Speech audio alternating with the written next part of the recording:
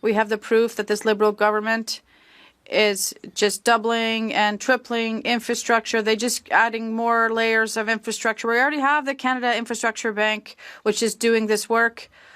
Let's use what we have already and continue to build Canada. Once again, I have to remind members that you have to speak through the chair. But anyway, it is now 2 p.m. There'll be 2 minutes left if the member wishes to continue with questions after. The honourable member for Rosemont-la-Patrie. Mr. Speaker, I'm extremely proud to rise today to congratulate the organization L'Écho des Femmes, which is celebrating its 40th anniversary in Rosemont-la-Patrie. For 4 decades, this organization has been a pillar of solidarity. It has fought isolation and created social change. It defends rights, offers popular education. It changes lives. And Mr. Speaker, I'd like to congratulate Sylvia Martinez, who's been involved there for 35 years. She's one of the beating hearts of the organization. And she helps people whose voices are not often heard. She cares deeply about justice. And her smiles have left a mark on generations. In a world where there are still too many inequalities, we need more people like Sylvia Martinez. On behalf of everyone in my riding, I'd like to thank the organization, and I would wish them many more years of struggles and victory. Thank you, Mr. Speaker. I rise today to recognize the important work of the Ottawa Stray Cat Rescue. They are a 100% volunteer-run organization that rescues cats in need, cares for them through a network of foster homes, and helps them to find safe, loving families. For those cats too feral for adoption, they own a barn where they can live safely and be fed under a vet's care. Each year, Ottawa Stray Cat Rescue saves over 750 cats. Foster families play an especially important role in helping cats to heal, socialize, and prepare for adoption. Last year, I adopted my own little Coco through Ottawa Stray Cat Rescue. She had been lovingly fostered by Axel and Scarlett, and we are so grateful. I want to thank all the volunteers, foster families, and supporters of Ottawa Stray Cat Rescue for their outstanding service to our community.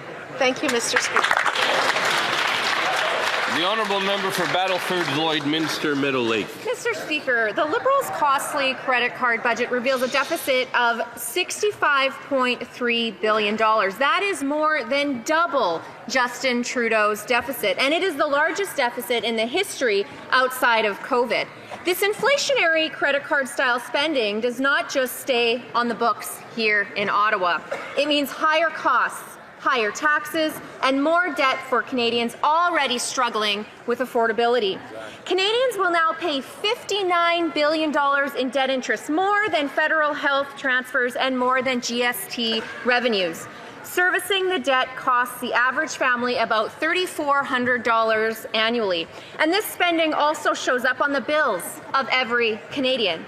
That is the real impact. While Liberals pat themselves on the back for deficit spending, Canadians are left paying more. Because in the end, there's no such thing as government money, Mr. Speaker. There is only taxpayers' money, and it's Canadians who pay the price. The honourable member for St. Catharines. Mr. Speaker, on May 1st, 1876, the city of St. Catharines was incorporated. 150 years ago, the Garden City was born. Over the years, St. Catharines has grown to a vibrant community of nearly 150,000 people. Along the way, we've welcomed communities like Meriton, Louth, Grantham, and Port Dalhousie. And yes, Mr. Speaker, we say that right. Every city has its stories. Generations pass, landmarks change, and memories fade, but one thing remains constant: the land beneath our feet. That's why the celebration's theme is On Common Ground.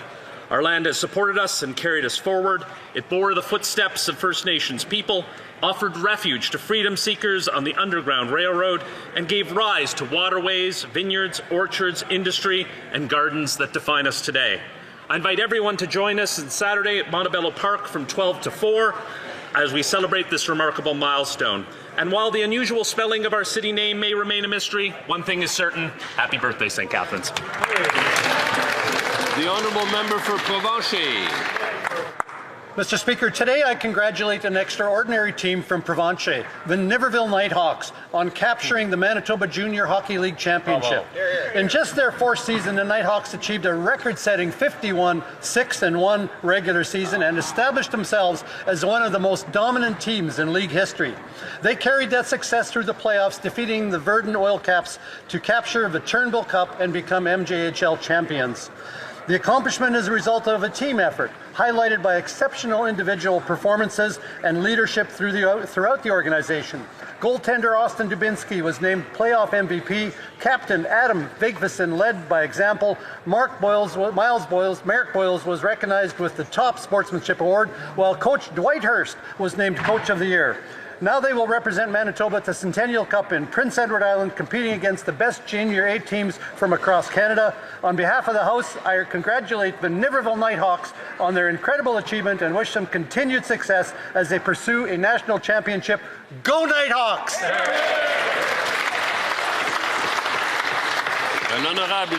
The Honourable Member for Quebec Centre. Thank you, Mr. Speaker.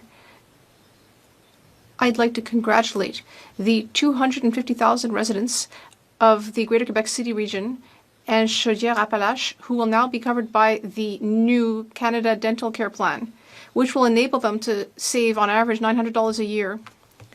And another piece of good news, there has been additional investment from the Government of Canada. Nearly $4 million will enable more dental care in the region of Quebec City. These investments will fund more internships in social dentistry at the Spot Clinic in Quebec City, as well as a new clinic on the south shore of the city. These investments will also enable more internships in private dentistry practices in areas with less dental care. I'd like to congratulate everyone involved on this important increase in care. Member for Calgary Centre. Mr. Speaker, in recent town hall meetings, I heard clearly that people do not feel safe downtown. Residents told me they avoid going out at night. Some leave their homes only to step directly into an Uber. Drug paraphernalia litters our streets, and open drug use is now a common sight on the C train. A Fraser Institute study shows Calgary ranks 27th out of 334 municipalities for property crime. A smashed window can be the final blow for a small business.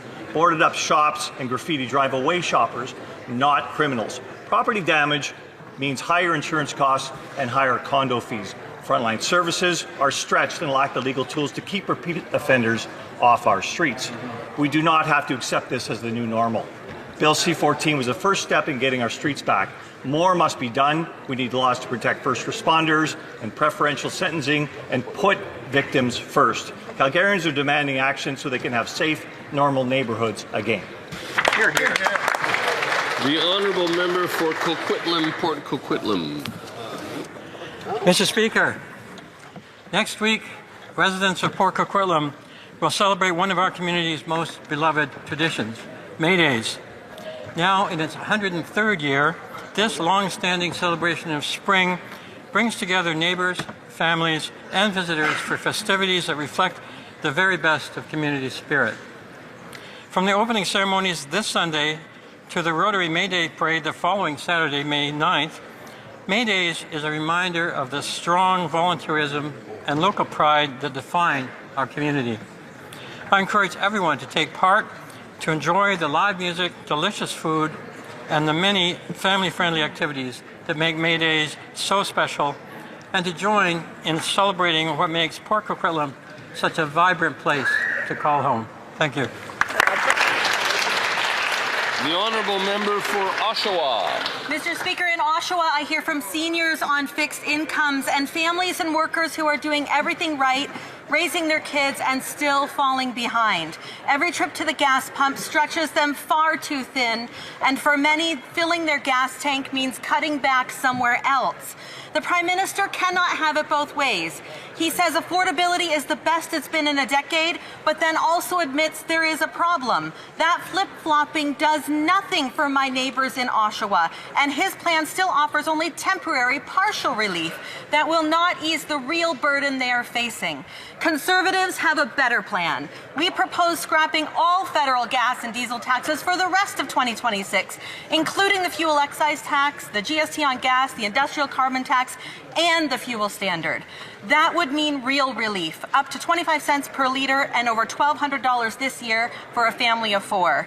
It is time this Liberal government gave them full relief for the full year. Hear, hear. The Honourable Member for Saint-Hyacinthe-Bagot-Acton. Mr. Speaker, on Friday, Guylaine Barré unexpectedly drew her last breath. As the Courrier de Saint-Hyacinthe newspaper said this morning, she was a merchant of happiness. She was a real pillar of the business sector in our region. I was lucky to have my offices in the downtown area right near her shop, Rita Fleuriste, that she had owned for 40 years. She was someone with a lovely personality. She was dynamic with a contagious smile. It would take too long to list all of her good qualities today. She loved flowers, and she was indeed a rose among thorns. I'd like to offer my condolences to her whole family and to the team at her flower shop. And let's be clear, for the past week, her entire community has been in mourning.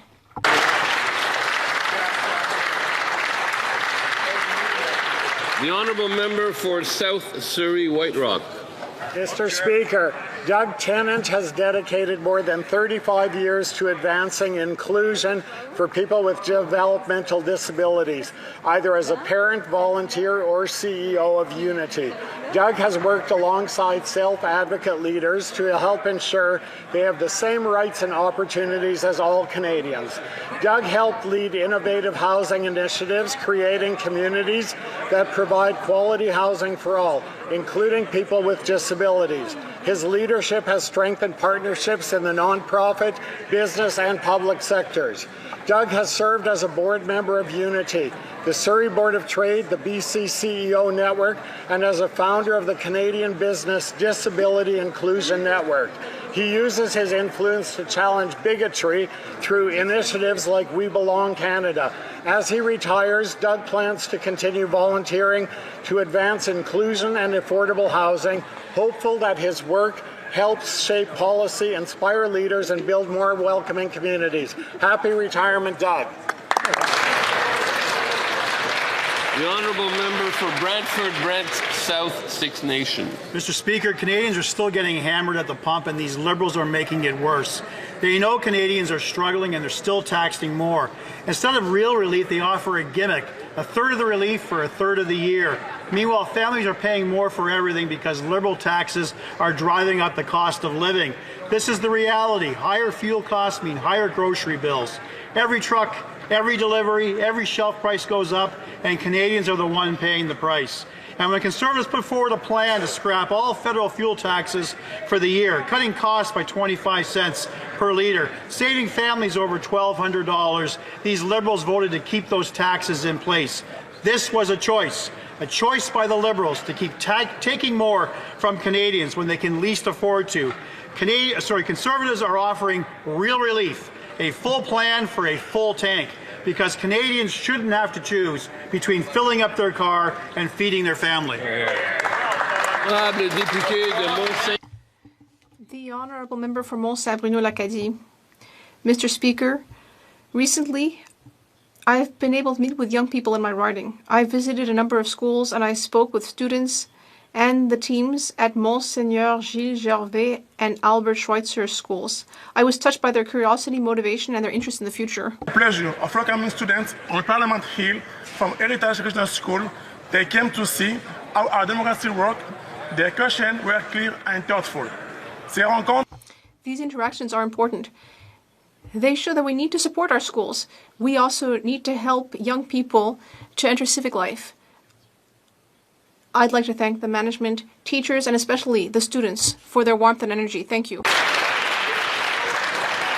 The Honourable Member for Hastings, Lennox and Addington, Tyendinaga.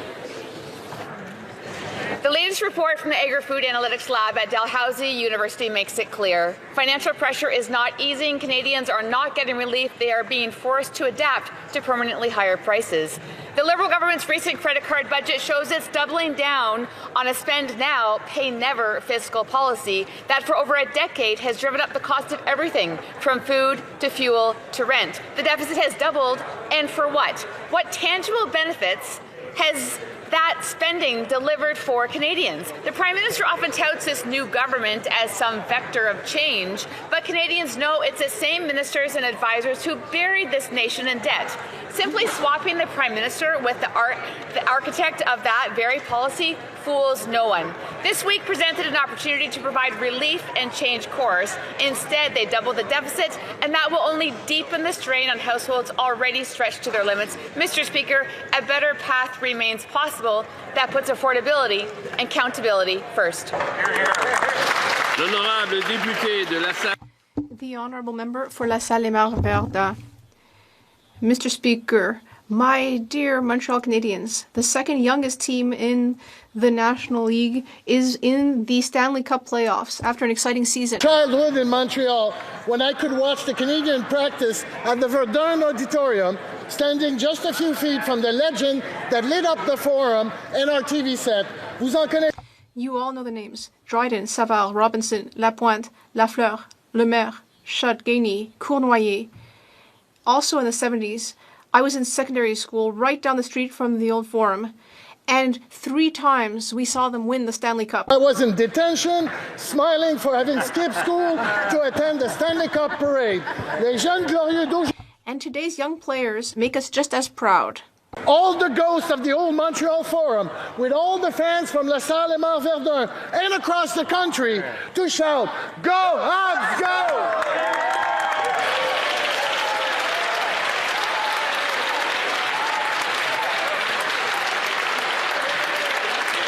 The honourable member for Chilliwack Hope. These same old Liberals have continued their decade of credit card budgets. Not only has this costly Liberal Prime Minister embraced the same borrow and spend policies of Justin Trudeau, he's doubled down, doubling the deficit. These failed policies have left Canadians with the worst housing costs, worst economic growth, and worst inflation in the G7. The costs to Canadians are enormous. Interest charges on the national debt this year will reach $60 billion, and in 5 years it'll be $90 billion. That works out to $3,400 in interest costs for every Canadian family this year. That money goes to bankers and bondholders instead of doctors and nurses.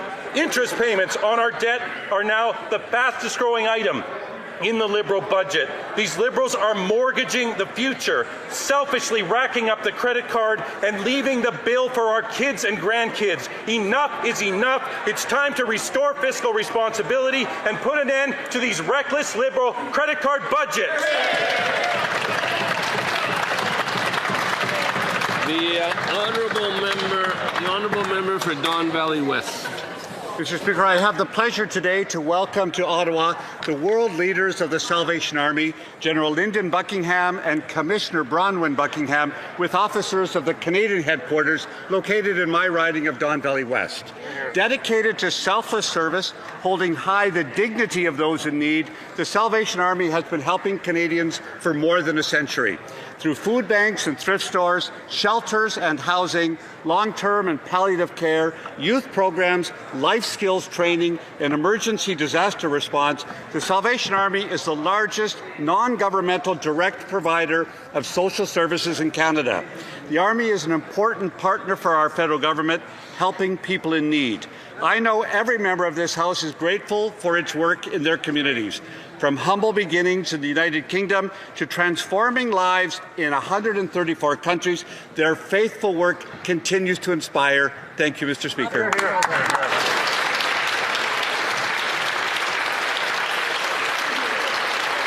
Oral questions, questions orales. The honourable member for Thornhill.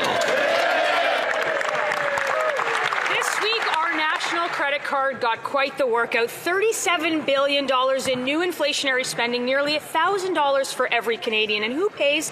Canadian families forced to max out their own credit cards to buy groceries and pay the rent. And for all of that spending, we still have the highest food inflation in the G7, the highest housing prices, and now we spend more to service the debt than we do on health care to the provinces. Mr. Speaker, when does this government stop tabling reckless credit card budgets so the Canadian families can just afford to get by? That's right.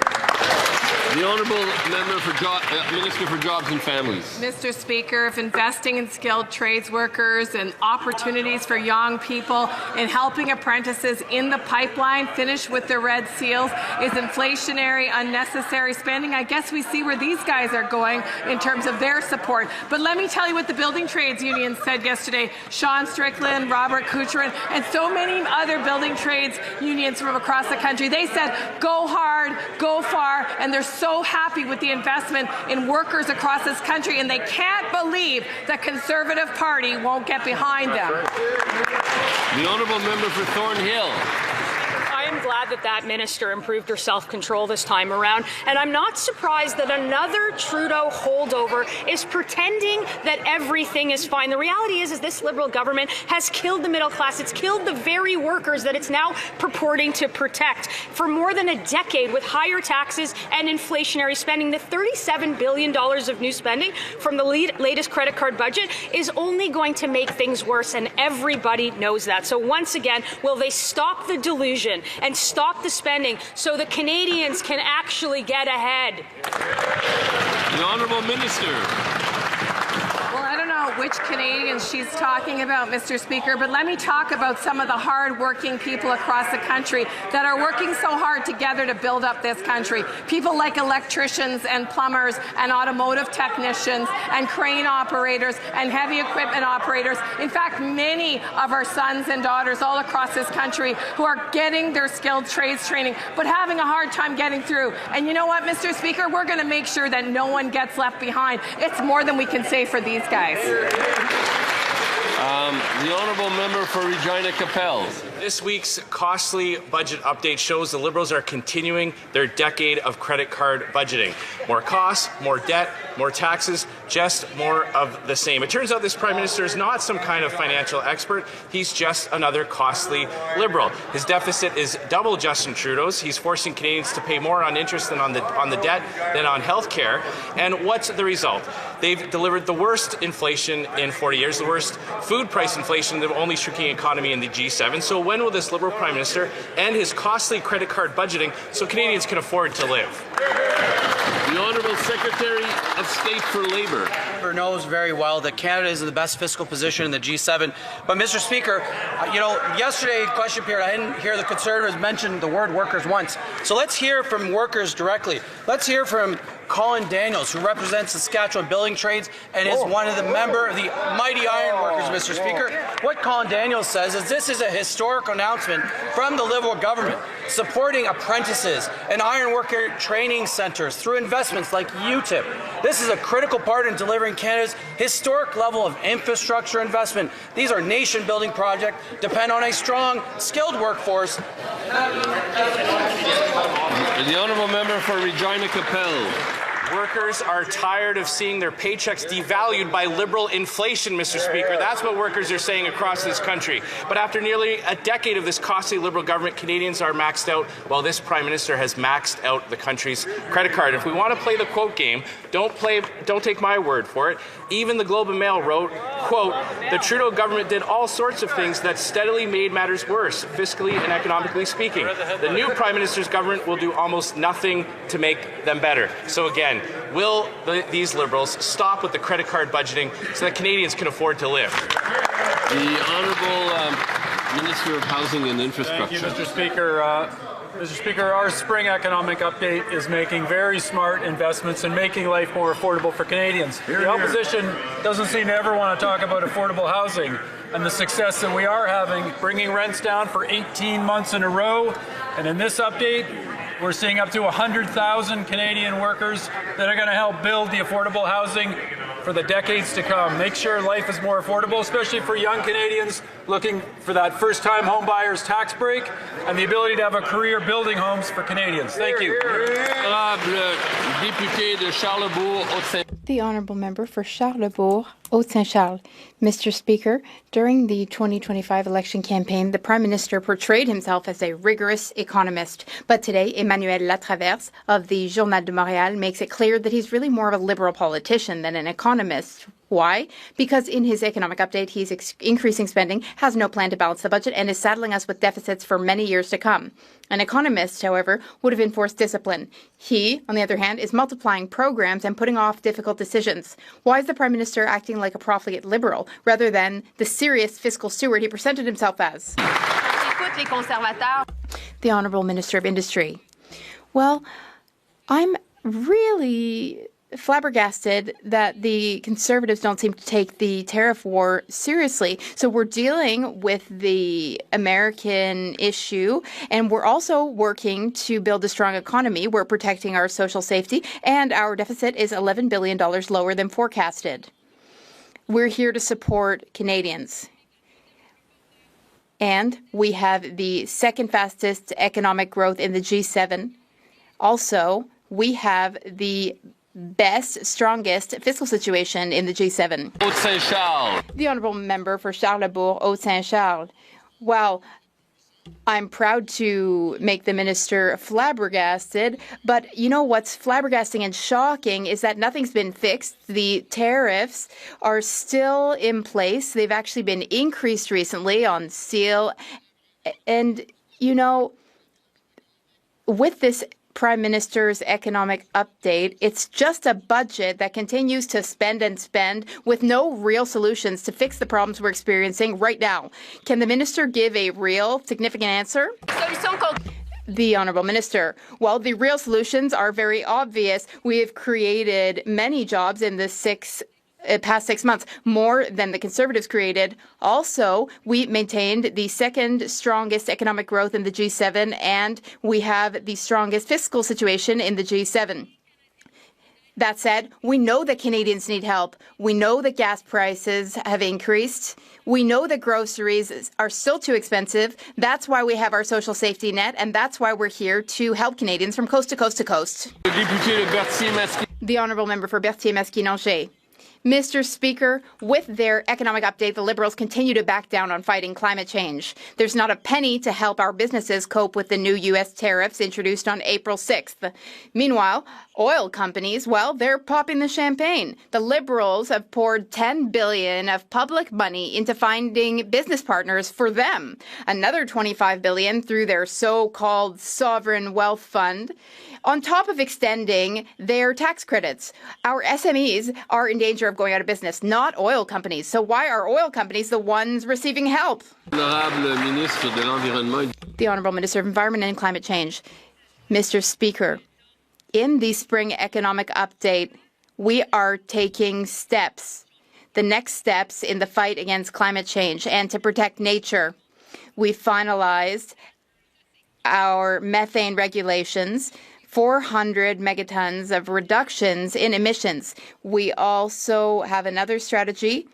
In February, EV sales increased by 47% after our new strategy was announced. We continue to be a leader in the fight against climate change, and we will continue on this path. The Honourable Member for Berthier-Masquinongé. Mr. Speaker, Liberals have enough money to offer $40 billion to oil and gas companies in the economic update, but they don't have a penny for the media, which is in the midst of a crisis and undergoing a wave of layoffs. They don't have a penny for seniors struggling with the rising cost of living, not a penny for our small and medium businesses dealing with U.S. tariffs. But when it comes to saying yes to big oil, the Liberals are so quick to oblige. Why do billionaire oil companies come before everyone else? The Honourable Minister of Industry. He can't be serious. I don't even think he believes his own talking points. Today, I talked to my new colleague, my new counterpart, the Quebec Finance Minister, Bernard Drinville, and we are on the same page for so many projects and for the economy. And soon, we will be announcing supports for steel and aluminum companies. We know that the U.S. changed its tariffs recently. We know that businesses everywhere in Canada and in Quebec are affected by that, and we're here to help them. The member for Repentigny. Mr. Speaker, the Liberals claim that producing more oil will not harm the environment thanks to carbon capture and storage. But in their economic update, they've turned their miracle solution into yet another problem. They're modifying their carbon storage tax credit so that it can be used for enhanced oil recovery, too.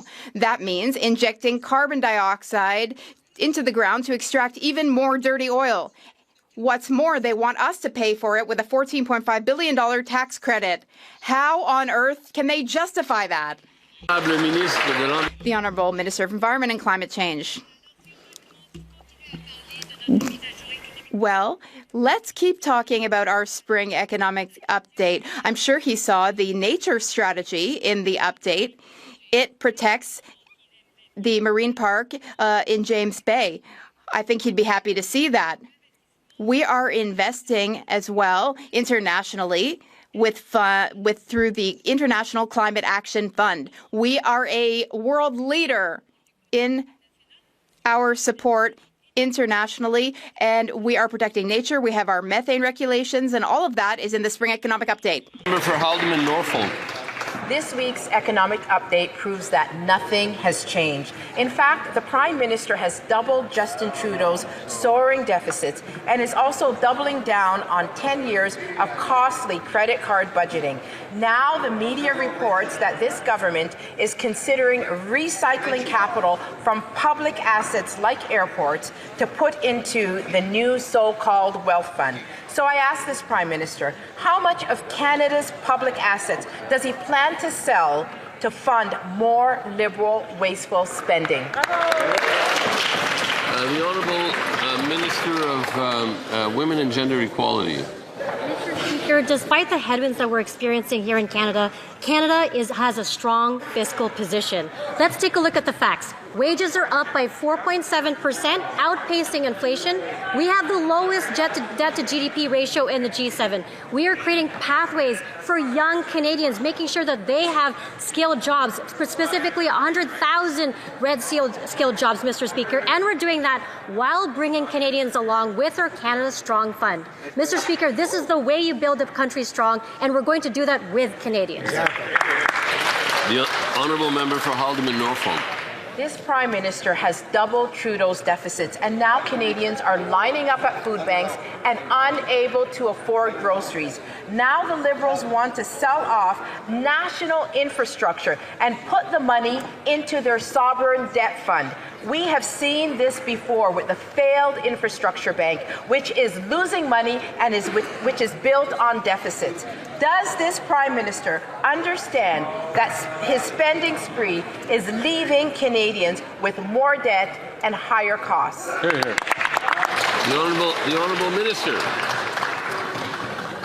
Mr. Speaker, with our spring economic Mr. Speaker, with our spring economic update, what we're doing is we're supporting workers and young Canadians. We're making sure that life is more affordable for Canadians. We're building strong and safer communities, and again, introducing a sovereign wealth fund to make sure that Canadians can have direct access to the success of Canada. And Mr. Speaker, that member is from Ontario. I don't know what she has against our major projects, which is building the Darlington nuclear project in Bougainville, Canada's Nichols Crawford project, Mr. Speaker. These are just some of the investments that we're making here in this province, and that is the way we're going to build our country strong, Mr. Speaker.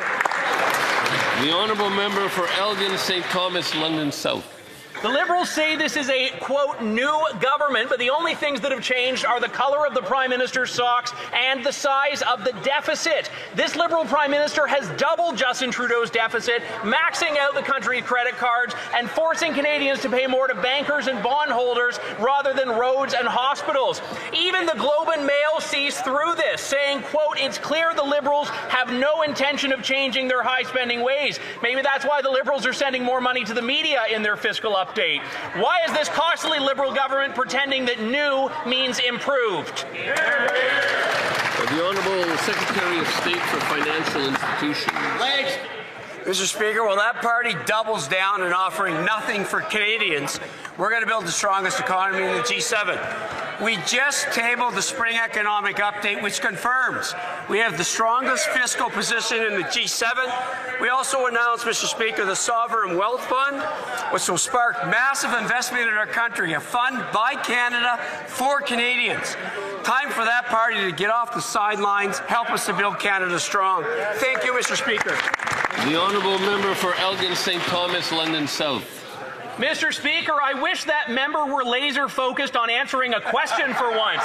This budget proves nothing has changed. Same Liberal excuses, same Liberal spending addiction, same Liberal credit card, just with a much higher limit. Canadians are paying more for groceries, more for rent, more in taxes, while this Prime Minister doubles down on the same failed borrow and spend policies that gave Canada the worst inflation in 40 years. Simple question, why should Canadians be forced to make the credit card payments for this Prime Minister's reckless spending? The Honourable Secretary of State. Mr. Speaker, he may say same answers, but they hand the same question around from member to member. We're focused on building the strongest economy in the G7, Mr. Speaker. We're focused on affordability, making life more affordable for Canadians. At home, we're cutting taxes. We just launched the Groceries and Essentials benefit. We just cut the federal excise tax on fuel combined with the carbon tax cut. That's 28 cents. Our spring economic update confirms our fiscal position is strong. We have the leader to build Canada strong. They have a leader who's never worked a day outside of this House. Thank you, Mr. Speaker. The Honourable Member for Lethbridge. Liberals promised a quote-unquote new government, but we do in fact see more of the same. We see more costly spending, more taxes, and ultimately more prices to pay for Canadians. Whether it's the grocery store or the gas at the pumps or their mortgages that they're trying to pay month to month, Canadians are struggling to make ends meet because of the costly policies of this government. The only thing that these costly Liberals seem to be interested in balancing, of course, is their political spin, which is exactly what we're seeing today. So will they admit that they in fact have failed Canadians and promise to do better going forward? The Honourable Parliamentary Secretary to the Minister of Energy. Mr. Speaker, the more precise they try to sound, the more Canadians should be deeply suspicious of their claims because they zoom in when the world view does not actually reflect anything that they're talking about here. Let's talk about the facts. 20 trade and security deals have made 40% increase in non-U.S. trade. Wages growing faster than inflation created more jobs than the U.S. last year. House prices down, rents down, inflation overall within bounds for months and months and months. MOU with Alberta has created durable climate action, new energy and production, and record production in Alberta, and we do all that with the strongest fiscal position in the G7. The Honourable Member for Lethbridge. Let's focus on the facts. The Liberals are spending so much that they actually have doubled Trudeau's deficit. Now that's quite the accomplishment because Trudeau's deficit, of course, was massive in nature, historic in fact. And so the fact that this government has doubled it is quite something. Now the reason why this matters so much is not because they spent so much money, but because they did it and incurred debt. And that debt lands on the backs of Canadians, whether it's families or seniors or students who are doing their very best to make ends meet. This government can do something about it. So why do they insist on being an incredibly costly, ineffective Liberal government? The Honourable Parliamentary Secretary. Mr. Speaker, I'm happy to run through the list again. I'm not sure they'd be so happy to hear it, but let's talk about this. In a time where we've got global strife, we've got wars in Iran and Ukraine, in a time where we've got trade wars with the United States, Canada is standing at the top of the pack. We are number 2 in economic growth in the G7. We have the strongest fiscal position in the G7. We are investing in families, we're investing in communities, and there are so much that we need to do, and we are just getting started, and we do welcome the members opposite to get on board with us all. The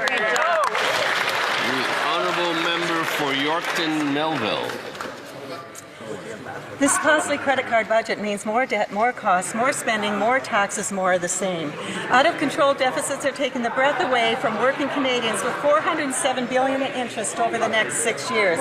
Nothing's changed, and nothing will change for the future of today's 18-year-old first-time voters if this government is not stopped dead in its tracks. By 2031, they are the workforce, facing an additional $462 billion in national debt. What have Canadians gained from the Liberals doubling Trudeau's deficit and charging the next generation with their credit card budgeting? We're going to wait. We're going to wait before we get going with this. We're going to wait. We're going to wait till everybody, till everybody calms down before the action.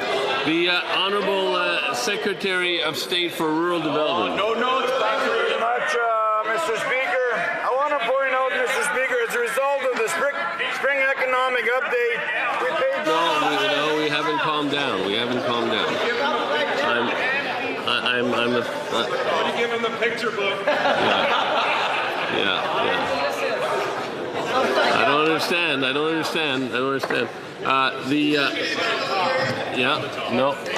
I'm appealing to everyone's better angels. The Secretary of State for Rural Development. Thank you, Mr. Speaker. I want to say that Saskatchewan is proud to be part of Canada. And Canadians know that Saskatchewan offers much: oil, gas, potash, gold, uranium, copper, people, energy, and ideas, Mr. Speaker. Now we know that we can all build Canada together, Mr. Speaker. I remind Canadians not to compare us to perfection, but compare us to the other guys. And I've done some research. What are their We'll have to wait to hear the research later. L'honorable député. The Honourable Member for Abitibi-Témiscamingue. L'honorable député d'Abitibi-Témiscamingue. The Honourable Member for Abitibi-Témiscamingue. Mr. Speaker, for months the Liberals have been insisting that there is no problem with the CURAM software. They say it's not true that retirees are struggling to get their old age security payments. They say it's not true that there are cost overruns. And of course, there's no need for an inquiry, right? Well, here's a plot twist. In the economic update, the Liberals are adding $451 million to CURAM. We have to stop here because there's too much noise up here near me. There's not as much noise where you are. Please, let's let the Honourable Member start over. Thank you, Mr. Speaker. Can I start a third time? From the start, sure. Mr. Speaker, for months, the Liberals have been insisting that there is no problem with the CURAM software. They keep saying it's not true that retirees are struggling to get their old age security payments. They say it's not true that there are cost overruns, and of course there's no need for an inquiry, right? Well, here's a plot twist. In their economic update, the Liberals are adding $451 million for CURAM and the Revenue Agency. $451 million, and I quote, to ensure that seniors receive accurate benefits in a timely manner. If there's no problem with CURAM, what's all that money for? Ministre de l'Emploi et des Familles. Merci, Monsieur le Président. Les Canadiens s'attendent à ce que leur gouvernement leur verse leurs prestations de manière fiable. La modernisation du système est l'un des moyens les plus importants dont nous disposons pour protéger la prestation dont dépendent les Canadiens. Le député d'en face préférait que le Canadien utilise... Translation, is that true? No, there was no translation? Okay, could the minister... There was no translation. So if the minister could start from the top.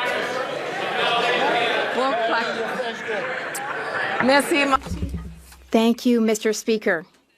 Canadians expect the government to pay them their benefits reliably. We are modernizing the benefits delivery system, which is one of the best ways that we can protect the benefits that Canadians depend on. The member across the way would prefer that Canadians use an outdated system that was breaking down. The Honourable Member for Abitibi-Témiscamingue. Oh, Mr. Speaker, the Liberals have just proven that an inquiry is absolutely necessary. They know that there are problems with the processing of pension payments through CURAM. They know it because they're spending a further $451 million specifically to fix it. And they know that there are cost overruns. They've just caused another one. In short, they are proving that both problems are very real and that they have been aware of them for years. Former Prime Minister Justin Trudeau was also aware of these problems. And yet, as recently as Monday, they were still filibustering in committee to hide information. What do they have to hide? When will there be an independent public inquiry? The Honourable Minister of Families and Employment and Jobs. Talking about this, and our officials have also appeared in committee to talk about Curum.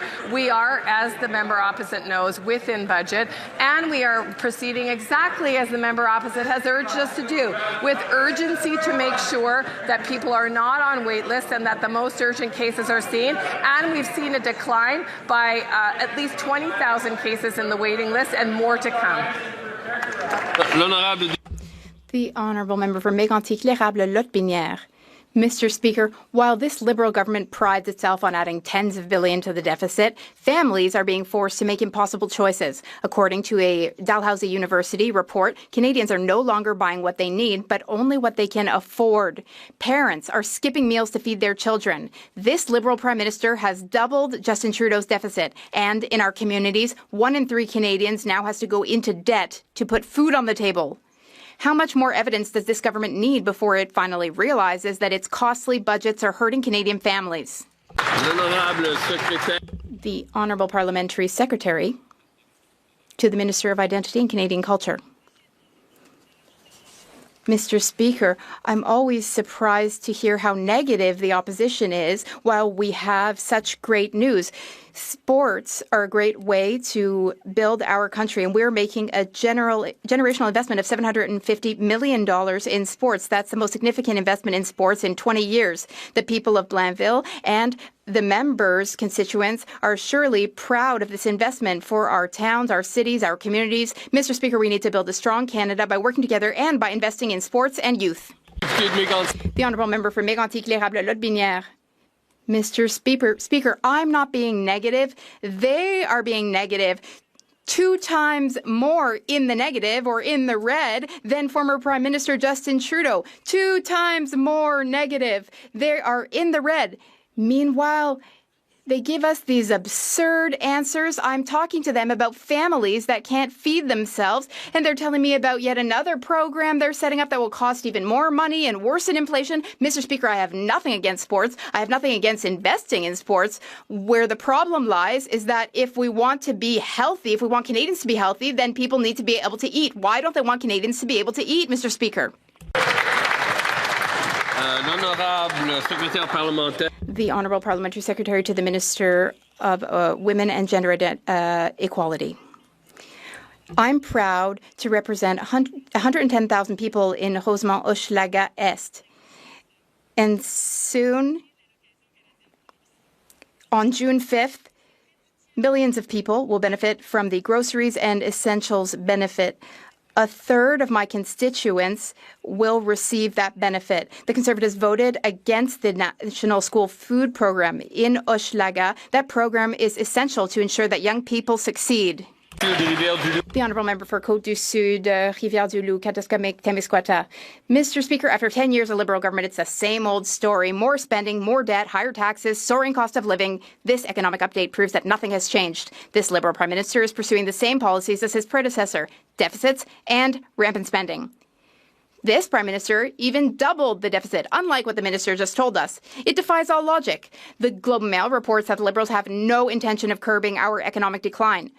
When will this Liberal Prime Minister finally realize that we still have these costly Trudeau-era policies and that we're headed for disaster?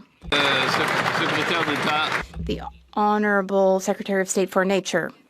We are supporting families. We're supporting young people. We're supporting seniors. That's what we're doing.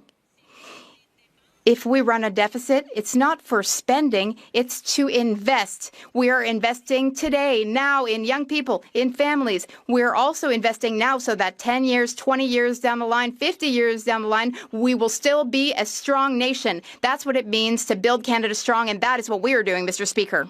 The Honourable Member for Côte-du-Sud, Dulu-Katiskaming-Témiscouata. my colleagues' remarks make it abundantly clear the Liberals are completely out of touch with the reality faced by Canadians. Families are cutting back on grocery, young people are giving up the idea of buying a home, and seniors are having to keep working just to keep getting by. Yet this government keeps spending recklessly while patting itself on the back as if money grew on trees. Will this Prime Minister finally admit that it's been the same thing for the past 10 years, and he's just another costly Liberal? The Honourable Parliamentary Secretary. I'm not sure who's not in touch with reality. When you have the best fiscal position in the G7, and you're in the midst of a trade war, and with all the issue we have on affordability, it's time to invest in Canadians. It's time to help our young people to get good jobs in the future and to have big projects where they can work. Thank you, Mr. Speaker. The Honourable Member for Richmond-Arthabasca. Thank you, Mr. Speaker. By doubling the deficit projected by the former Prime Minister, the Liberals are squandering money by running up a credit card that future generations, including students from Richmond who are here on the Hill today, will have to pay off. In their economic update, the Curum scandal is back. The Liberals are adding another $500 million on top of the $5 billion cost overrun. Every dollar wasted today means more debt for future generations. The Liberals have already spent $6.6 billion on a system that doesn't work. Mr. Speaker, what is the limit on this Liberal credit card? The Honourable Minister of National Defence. Mr. Speaker, they're against everything. They're against the defence industry, against security, which generates annual revenue of $14 billion. They're against creating 81,000 jobs and indirect jobs as well. Sorry. Yeah, no. The member for York Centre is impeding my ability to understand the minister. So, well, the minister. Not from the top, but the minister may continue. Thank you, Mr. Speaker. Let's talk about jobs. 300,000 jobs for the CAF and a 9,000 extra. And for search and rescue, 8,000 jobs. Modernization of logistic vehicles, and other thousands of jobs. The list goes on, but we're just getting started. The Honourable Member for South Shore St. Margaret's. Mr. Speaker, in my riding of South Shore St. Margaret's, small craft harbours are the lifeblood of our community. These harbours, they drive our economy and are embedded in our culture. The fisheries from the wharves have feed the world levels of infrastructure. Can the Minister of Fisheries tell us in this House how, in our spring economic statement, how we are building Canada strong? Minister of Fisheries and Oceans. Speaker, I want to thank my colleague for her tireless advocacy for our harbours and fisheries. Small craft harbours are more than infrastructure. They are the foundation of our coastal communities and drive thousands of jobs in the fisheries and seafood sector. And that's why in our spring economic update, almost $1 billion in new investment to repair and strengthen vital harbours. We are investing in small craft harbours to invest in the people who rely on them. The Honourable Member for Richmond Hill South. This week's costly Liberal budget update confirms what Canadians already feel at the checkout. This costly credit card budget means more debt, more costs, more spending, more taxes, more of the same. Nothing has changed because this Liberal Prime Minister is just another costly Liberal, and he has doubled Trudeau's deficit. According to the latest Food Sentiment Index report, Canadians are now choosing food based on price, not nutrition, cutting back just to survive while nearly 10 million Canadians face food insecurity. How many more warning lights have to flash before the Liberals stop swiping the national credit card and finally make food more affordable for Canadians? The Honourable Minister of National Defence. Let's give them more. 5 Wayne Goose Bay, expected to create tens of thousands of jobs, $8 billion. Bay du Nord, thousands of jobs, $14 billion. Mercy River Wind Project, 200 construction jobs, $500 million. Nova Scotia, New Brunswick intertie, 600 jobs, $685 million. Port of Montreal Contrecoeur, 8,000 jobs, $1.2 billion. Nouveau Monde Graphite, 1,000 jobs, $1.8 billion. Mr. Speaker, this is a long list. Instead of obstructing, get on board, help us build Canada. The honourable member for Richmond Hill South. Mr. Speaker, that was a Google search of a list of things the Liberals have put on the national credit card. This costly credit card budget means more debt, more costs, more spending, more taxes, more of the same. Nothing has changed. This Liberal Prime Minister is just another costly Liberal, except he's managed to double Trudeau's debt deficit. Food bank visits have doubled. 1 in 3 Canadians is borrowing just to eat, and families are feeling the pain at the grocery store. Deficits mean inflation today and taxes tomorrow that the Liberals keep doubling down. Why are the Liberals fanning the flames of higher costs and higher deficits instead of putting out the fire for Canadians struggling to afford groceries, gas, and housing? The Honourable Minister of International Trade. Mr. Speaker, this is not a Google search. These are real projects with real workers building big things. Darlington's new nuclear project in Bowmanville, 18,000 jobs. Wow. The Port of Montreal expansion, 8,000 jobs. Wow. The copper mine project in Saskatchewan, 500 jobs. Whoa. The Grace Bay Road and Port project enabling 3,000 jobs. Amazing. And the LNG Canada 2 phase upcoming 7,000 jobs. Whoa. This is how we build Canada strong, Mr. Speaker. The honourable member for Fort McMurray, Cold Lake. The Prime Minister, a former banker who should know a thing or two about economics, has doubled Trudeau's deficit. Higher deficits lead to higher debt, higher inflation, and ultimately higher taxes for Canadians. He's effectively running up the government's credit card without any plan to tackle the principal.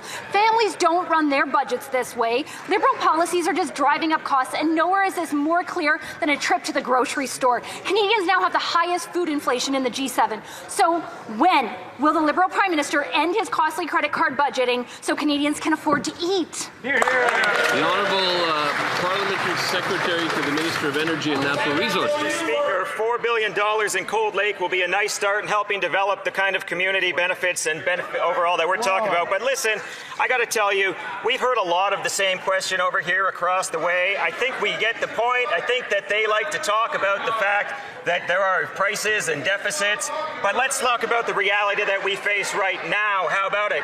Let's just take a little bit of a look here. What is our fiscal position in the G7? The best. What are we looking at in terms of the investments we're making? Affordability, groceries and essentials, pausing the gas excise tax, CPP contributions down. If they want to tell us what they want to cut. The Honourable Member for Fort McMurray, Cold Lake. Newsflash.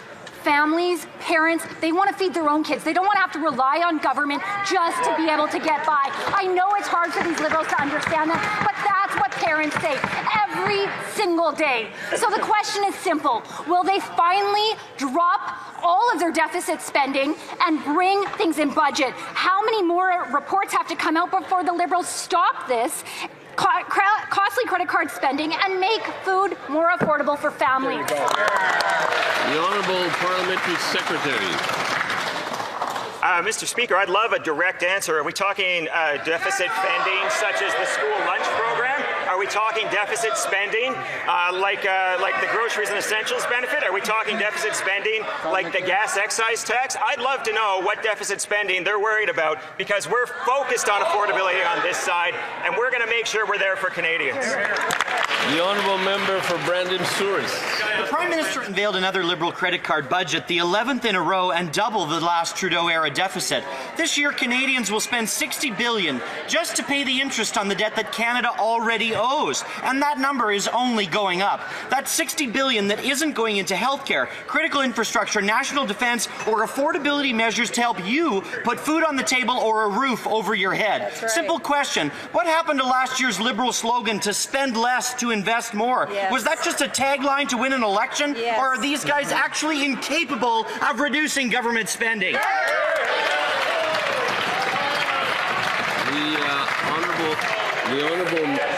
The Honourable Minister for Northern and Arctic Affairs. Mr. Speaker, I don't know who that Manitoba MP is talking to, but when you look at what we're doing here, up to $100,000 10,000 new Red Seal workers, Port of Churchill plus moving forward, critical mineral jobs in Thompson, stronger trade corridors for Manitoba. So I asked the member opposite, what exactly are you against? Are you against good jobs, stronger supply? Through the chair, please. Through the chair. Through the chair. The member may continue. So what's the member opposite against? Good jobs, supply chains, Manitoba becoming a global gateway? I don't understand what he's against, Mr. Speaker. He needs to get on board. The honourable member for Brandon Souris. The Liberals have a long list of costly programs and a failure to get any major project approved for the province of Manitoba. And I haven't met a person yet who thinks any of those programs have made food or housing cheaper or have those costly programs that are actually well run. Housing and food have skyrocketed, our debts doubled, the highest youth unemployment in decades, no new major projects begun, record food bank lines and more children living below the poverty line than in years. These results, despite all the rhetoric about Liberal financial prowess, the definition of insanity is doing the same thing over and over again and expecting a different result after 11 years and no change. Don't these Liberals fit the bill? The honourable minister. Mr. Speaker, like I said, Canadians sent this new Liberal government here to get things done, and that's exactly what we're doing. Canadians in Conservative ridings want to see us working together. They don't want excuses. They don't want slogans. They want results. But the member opposite has voted against everything that will actually help Manitobans. Affordable childcare, grocery rebate, automatic tax filing, cutting taxes at the pump, and creating a national foods program so children don't get hungry. I don't understand what he's against. The honourable member for Pitt Meadows, Maple Ridge. Mr. Speaker, it's a national disgrace. 80% of Canadians now say that food is their fastest rising expense, and 1 in 3 are forced to borrow money just to eat. Yet this Liberal government continues merrily on its way with its costly spending, forcing parents to make difficult choices at the grocery store. History shows that as nations prosper, people eat better. But under the Liberals, Canadians are cutting back on meat and essential nutrition. When will the Prime Minister end his costly credit card budgeting so all Canadians can afford to properly eat? Good job. The Honourable Minister of Veterans Affairs. Speaker, my colleagues talking from British Columbia and saying that people are concerned that we're not making enough investments in Canadians. You know what? We are making those investments in Canadians.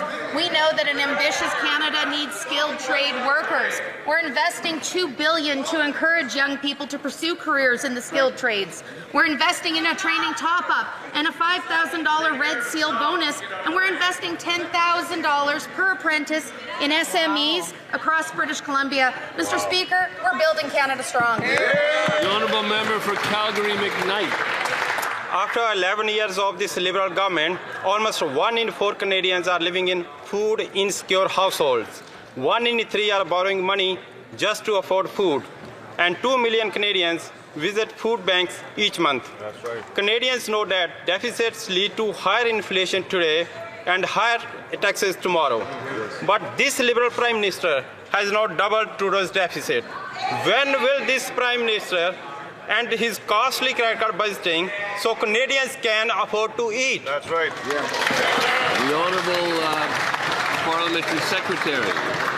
Mr. Speaker, I almost don't know what to say. Calgarians certainly know the difference between credit card purchases and investments, such as investments in themselves. That's what we're doing with the groceries and essentials benefit. That's what we're doing with the gas tax. And I'll tell you something else, Mr. Speaker. Albertans are very excited. Calgarians are very excited because of the MOU with Alberta that is finding ourselves a path forward to new energy infrastructure, durable climate action, and we're seeing record production, Mr. Speaker. You'd think that'd be something they'd be excited about. For Saskatoon South. Thank you, Mr. Speaker. Maxing your credit card only adds to the financial pain. This government has proposed yet another credit card budget. That means more costs, more spending, more taxes, more of the same. Nothing has changed. This Prime Minister is just another costly Liberal who has doubled Trudeau's massive deficit. Will the Prime Minister admit that this is more of the same from the past 10 years, and now Canadians are paying the price at the grocery stores? The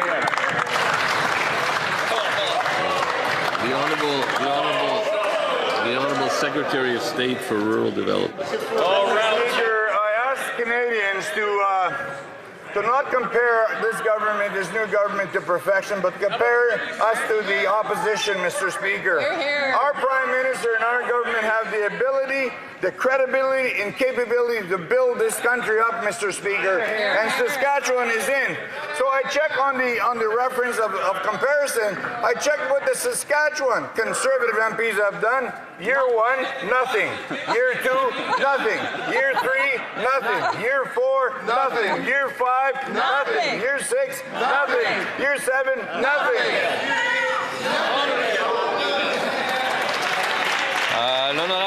The honourable member for Les Pays d'en Haut. Mr. Speaker, this week we've had good news. The spring economic update could not have come at a better time. Our economy is being affected by global insecurity and trade tensions. Canadians need a government that has a plan to protect them while defending our economy. Can the Minister of Industry tell us what this update means for Canadians? The Honourable Minister of Industry. Thank you, Mr. Speaker. My colleague's question is very relevant because we are facing a real trade war, and it is affecting many regions in our country, including his. But in the spring economic update, we're building a strong economy. We are protecting our social safety net, which is so important for thousands of Canadians. At the same time, we've reduced our deficit by more than $11 billion. And we're doing this as we have the second fastest growth in the G7. We are using our fiscal position to help Canadians. That's what building Canada strong means. Mr. Speaker, when someone has been denied entry into Canada, a temporary resident permit is their last resort. The Minister of Immigration recently issued one of these permits to Mehdi Taj, and he landed in Toronto this week. Anybody who knows how to Google can quickly figure out that this man is a former commander of the murderous Iranian regime, which is listed as a terrorist entity in Canada. The Immigration Department has already let in hundreds of other IRGC officials who are roaming free in Canada, leaving Canadians feeling unsafe. Why did the minister give a terrorist who's part of a murderous death cult the green light to come to Canada? The Honourable Minister of Public Safety. Mr. Speaker, ensuring the safety and security of Canadians is our top priority. We cannot comment on an individual case due to privacy laws, Mr. Speaker, but I want to assure all Canadians that Canada has rigorous admissibility requirements, and we've been very clear that IRGC members and senior Iranian officials are inadmissible to Canada. We will continue to work with our border and law enforcement agencies to ensure the safety and security of all Canadians. The Honourable Member for Calgary Nose Hill. They can't comment on it. Is that the best that they could do for a QP line? Here's the reality. The Minister of Immigration, she issued a permit. She would have had to have done it to a known member of a listed terrorist organization. The Minister of Immigration did that. And now they can't comment on it. It's literally all over the news. Everybody in Canada needs to know how this happened and how the government's going to fix it. You can't just say you're not going to comment on it. Here, here. Again, through the chair. The Honourable Minister of Public Safety. Very clear. IRGC members are inadmissible to Canada, Mr. Speaker. Senior Iranian officials are inadmissible to Canada, Mr. Speaker. We will continue to work with border and law enforcement agencies to ensure the safety and security of Canadians. Having said that, I'm unable to comment on one particular case, Mr. Speaker. For Calgary Nose Hill. They're not even letting the immigration minister take the answer to a question that is directly in the purview of her department. And here's what happened, Mr. Speaker. At some point, the Minister of Immigration went, gee, Yeah, it's totally in the best interest for Canada to have a member of a listed terrorist organization, an actual terrorist, get a special permit to land in this country. The only reason why they caught it was because of an independent journalist organization. She needs to get up and explain to Canadians how she let this happen. Hear, hear.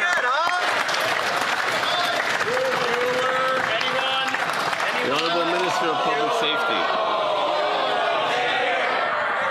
Mr. Speaker, let me once again repeat what I've said already. Senior members of the IRGC and who are part of the Iranian regime are inadmissible to Canada, Mr. Speaker. The safety and security of Canadians is of paramount importance to this government. Having said that, the individual case in question, I'm unable to comment due to privacy concerns, Mr. Speaker. The Honourable Member for Mississauga Centre. Mr. Speaker, our economic future depends on the people building it. One of the greatest privileges of my role is getting to speak with young people across our country, and I hear it every day. They want to be involved, and they know they can be central to building Canada's future. As we move forward with major infrastructure projects, can my good friend, the Minister of Jobs and Families, update the House on how our government is ensuring young Canadians are positioned to take advantage of these opportunities and help drive our ambitious economic agenda at a time when others just want to cut supports? The Honourable Member, the Honourable Minister of Jobs and Families. Thank you, Mr. Speaker. And I want to thank the member for Mississauga Centre for being such a passionate advocate for youth across this country. We are really learning from his wisdom and expertise. And Mr. Speaker, our Team Canada Strong plan is built on the voices of youth, and it includes providing 100,000 youth with training, income, and paid work placements for those who want to join the skilled trades workforce. So on this side of the House, we're focused on building up opportunities for youth, workers, and the economy. Will the members on the other side stand with youth and workers, or are they going to vote against those opportunities? The Honourable Member for Edmonton Manning.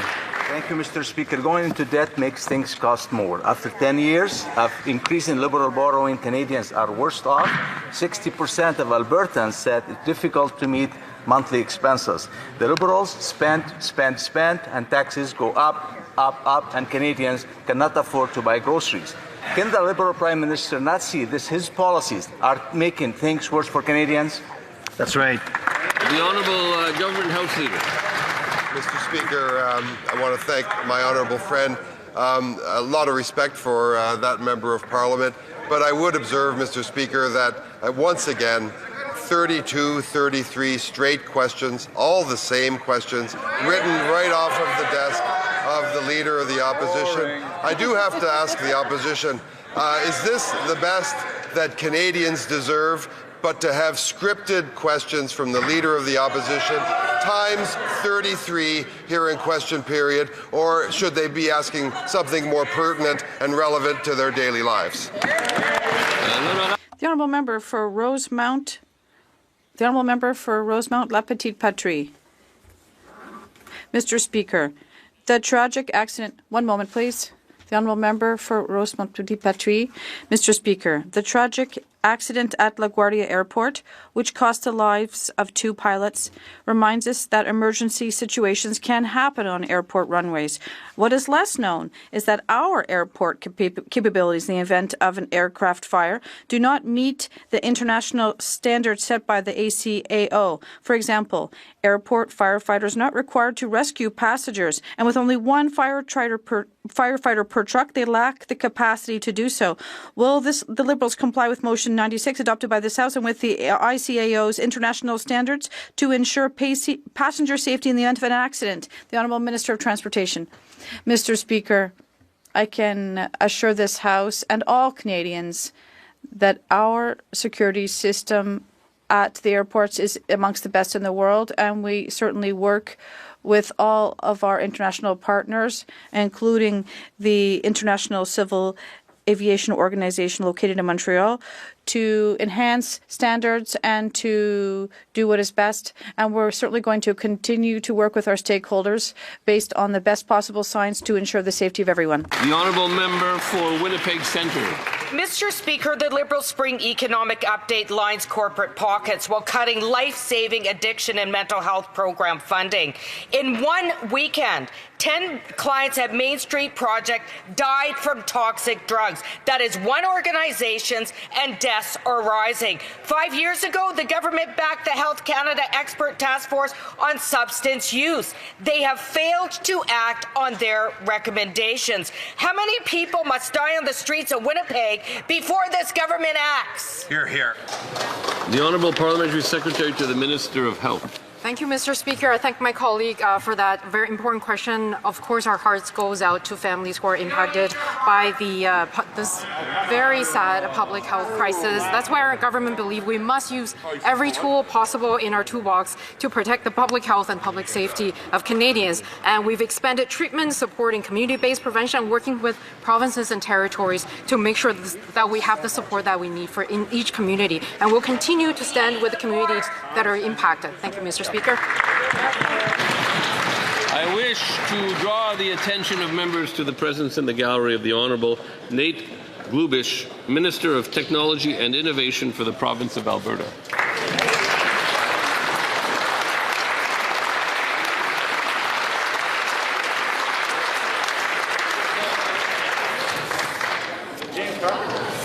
And we'll give it a minute or two, or not a minute or two, but a half minute. Who's asking the question? What's his writing?